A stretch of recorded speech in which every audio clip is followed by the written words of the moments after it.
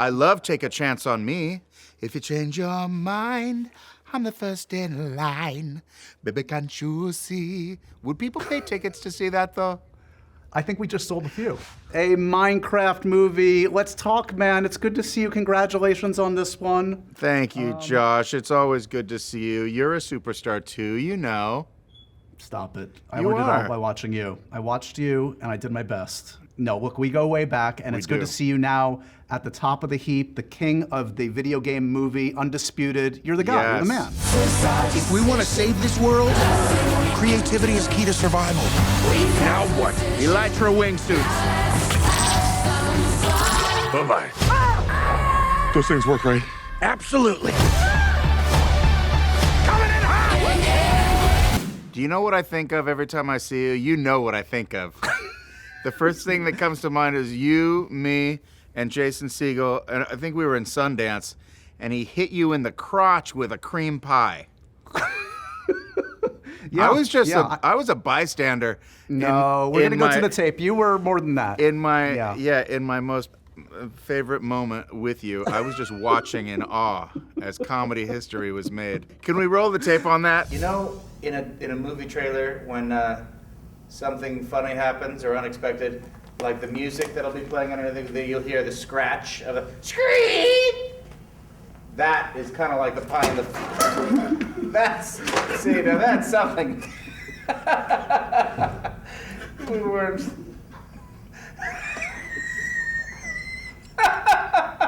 It was a special moment. I've recovered with lots of surgery and therapy. I'm back, better than ever. I As didn't are you. realize there was surgery. Did you get some cream in your urethra? I'm I sorry don't to wanna hear talk about on that. camera. No, it's okay. How about our buddy Jason Segel with all his glorious stuff with shrinking? The man can do everything. I love that But we- show. I watch that show and I am not embarrassed. I'm a little embarrassed to say sometimes man tears squeak out. He knows how There's to nothing take. to be embarrassed about. He knows how to Yeah. pluck my heartstrings. But enough about him. Back No, to let's me. sell some tickets. Back to you and a Minecraft movie, and you and the unlikely duo that I didn't know I needed in my life, Yeah. Mr. Jason Momoa and Jack Black. You know what's Dude. weird is I kind of did know that you needed that. Because that was why I wanted to do the movie. Well, also Jared Hess, my old pal from Nacho Libre days. That's a rainbow connection I'll never forget. But Jared called me and said, hey, I'm making Minecraft with Jason Momoa, and we really want you to come in and be like an arch rival of his, to go head to head with him, with kind of like a alpha dog competition. And I thought that sounded so fun because there was just something, you know, you hear about different movie opportunities and different people, castmates that you could jam with. And there was something about his energy that I was like, Momoa Black, this is gonna work. And you guys are both rock and roll, I would Yep. say. Who's more rock and roll, Momoa or Black? Let's be real. I think the passion and the love of rock and roll is equal. We both feel it in our buns. Obviously, I've been doing it longer. I'm the elder statesman. I've been rocking since he was in diapers, but his rock is real. And we jammed a little bit on set. Back in his trailer, we were playing some Black Sabbath and some Metallica. And we even did it a little bit at the rap party. It was fun. You also get to a very rare opportunity. You get to ride Jason Momoa like a flying stallion that he Yes. is. Oh, Is yeah. that as comfortable, as fun as it looks? Another day at the office? You've done it all, but this is a bucket list moment, I would imagine. It was pretty amazing. And yeah, it should be a ride at an amusement park. Ride Be a the long Momoa. line. Yeah. There would be a line around the block. I think it's really worth the price of admission, the flight suit scene, because the gag is that we're escaping the piglins and the zombies, and I got some elytra flight suits. And I slap one on Jason's back, I slap one on the kid's back, and shove them off the mountain, and they're flying, and then I realize, oh, I don't have my own elytra flight suit. I only had 2. I thought I had 3. So I dive, and I'm hoping that I can make it to one of them. And the next time you see me, I'm rising up in a frame with a huge smile, and I'm riding my buddy Momoa like a stallion. Our hair just blowing in the breeze, and I got a gigantic shit-eating grin, and I'm holding his hairs, you know. And he's in hell because he doesn't want to be ridden. And I knew when I read that in the script, I was like, okay, this is going to be like a comedic set piece, but it's also going to be tough to film. And sure enough, it did take weeks to prepare. The blocking, the wire work, the weights, the pulleys, but it was worth all of the sweat, all the blood, sweat, and tears. And now an image seared not only in my brain, but a generation of youths for the next 30 years, they will think in their darkest nights and their happiest dreams, this image will be there. Don't forget the man witch. That's like the second part of the scene. But it's scientific. It's the only way we could survive because aerodynamics demanded that we go yin and yang, man sandwich, and then that way, if we got aerodynamic enough, we could fly through the donut hole to survive. It's not only entertainment, it's science, folks, for the kids out there. This means you're one step closer, obviously, to a Fast and Furious movie. That's an ulterior my motive. God. You ready? I want Jack Black before Fast and Furious ends. Come on. When does it end? At 13? How many do they have? I don't know. It never ends. Okay, I'm Vin. I'm Dom. Yeah. Chad, are you gonna join me? Wait, are you in? Are you in? Yeah, man. I'll Tokyo drift you to the ends of the earth. I love fast cars, dude. Don't get me Imagine started if on that's- American Muscle. Imagine if that's an actual line in the movie that's just not self-aware at all that they actually reference Tokyo drifting in the movie. Tokyo drifting was like the meme phrase, right? I mean, that spread all around the world. Now everybody wants to Tokyo drift. It's about turning the exact right way so you skid, a controlled skid. There it is. Who did More it science first? for the kids? Who did it first, Yeah. though? Was it Fast and the Furious or was it Cars? Remember? Because the Cars, the whole plot was, maybe they didn't call it Tokyo Drift, but it essentially was the same maneuver. It's like Right, I never turning saw into the Cars. skid. Yeah, I never saw Cars Tokyo Drift. Hey, you also get to do something I love in this. You get to do the slow-mo no scream. Now, do you film it in slow-mo? Do they slow it down? Because I can imagine Jack Black can give it any which way they need it.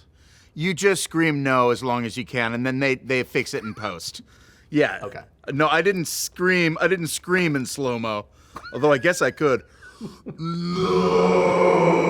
No. God, that's hurting my Yeah. throat, even to think about. I'm sorry. Hold on, let me get a But sip. yeah, please. Stay hydrated. You also get to do something I would imagine an actor enjoys, basically wearing one outfit the entire film. If you had to choose one outfit in your pantheon of great roles to wear for the rest of your life, day to day, from here to eternity, what outfit are you going to wear? Which one would it be? I've had some good outfits over the years. I mean, this one's pretty good. It's a little tight for comedy, but it's also comfortable. It's a stretchy material.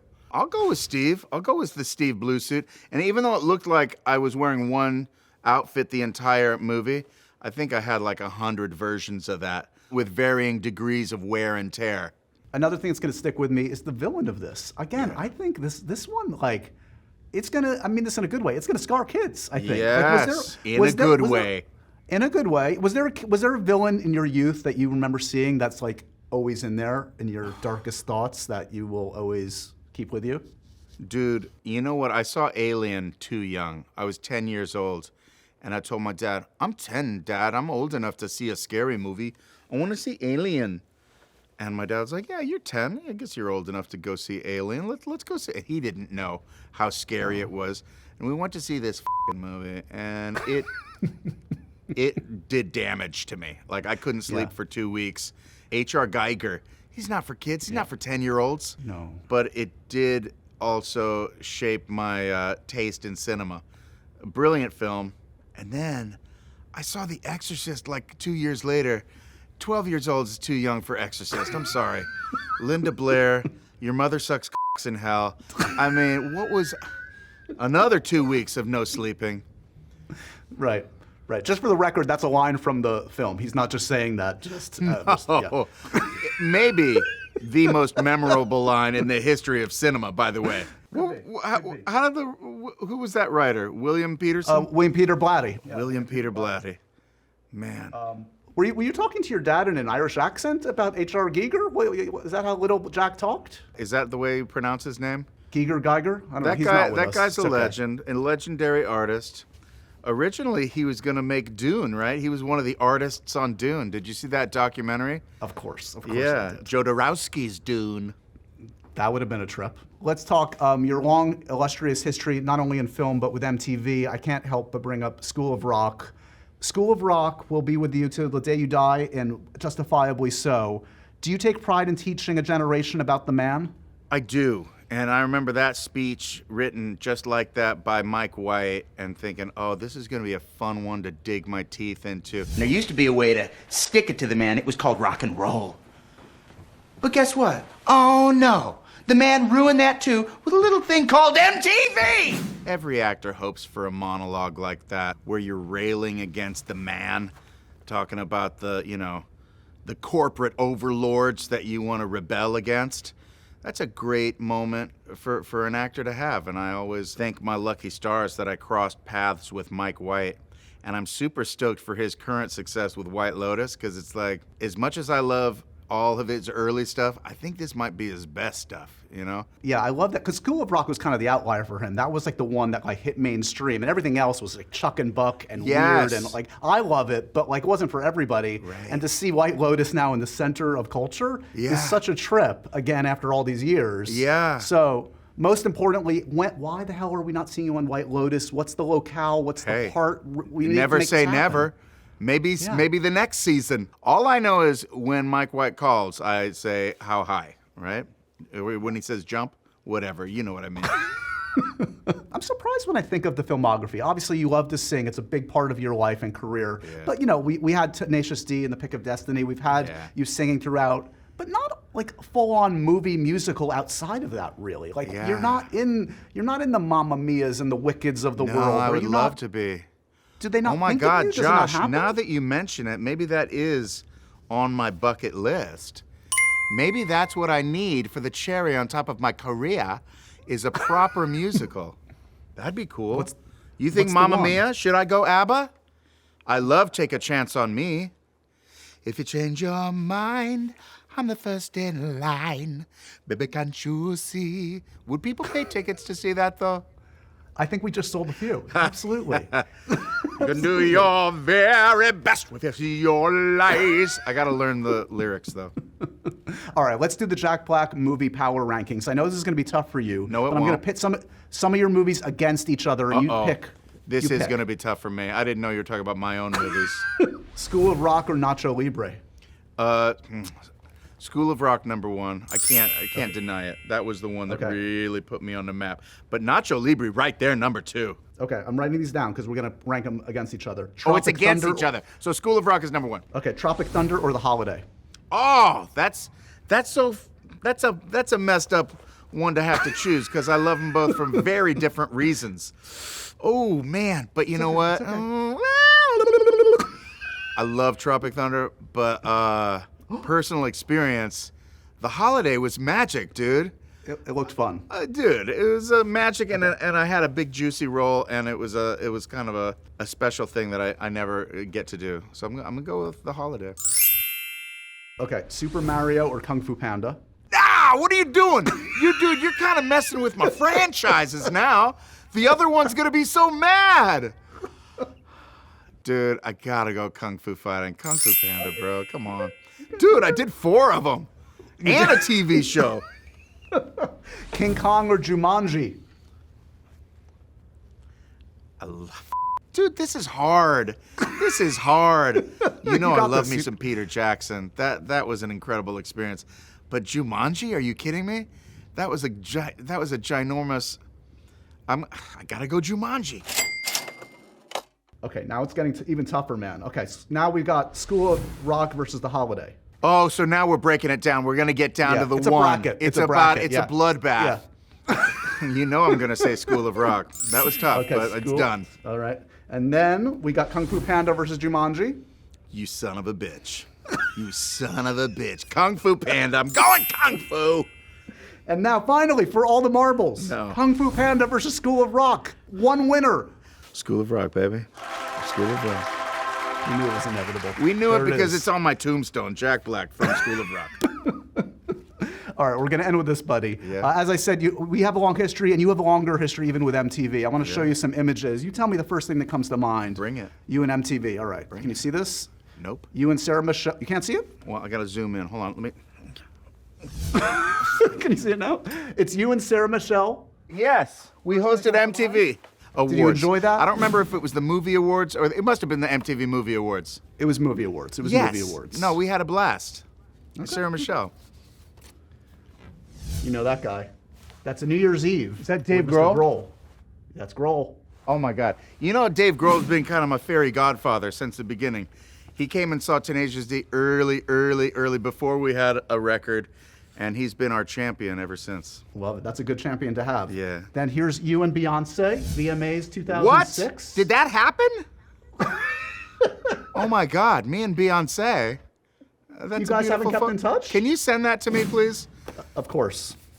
And finally, I actually spoke to Seth earlier today, Mr. Rogan. Dude, Beyonce's we the reminisced queen about bee. this. Oh wait, is that Seth Rogen in the back? Oh yeah, we played the Beastie Boys. We were in a Beastie Boys video. I know you were. Dude, directed by MCA, Adam Yauch. Forever. Forever. What Yeah. a life, what a career, and it continues, man. Congratulations on everything. A Jumanji, I was gonna say a Jumanji movie, a Minecraft movie. You have too many Yes. franchises. It's hard to I keep up. know. Yeah, Minecraft movie, man. Stoked about it. Maybe this will be Congratulations, my buddy. new tombstone. Look, multiple boy can tombstones. dream. They're gonna need to have a few for you. Hey, dude, thanks. Always great to see you. Loving your interviews. You're making me laugh all the time. Same, buddy. Thank you. Next time in person. Peace and See you love. soon.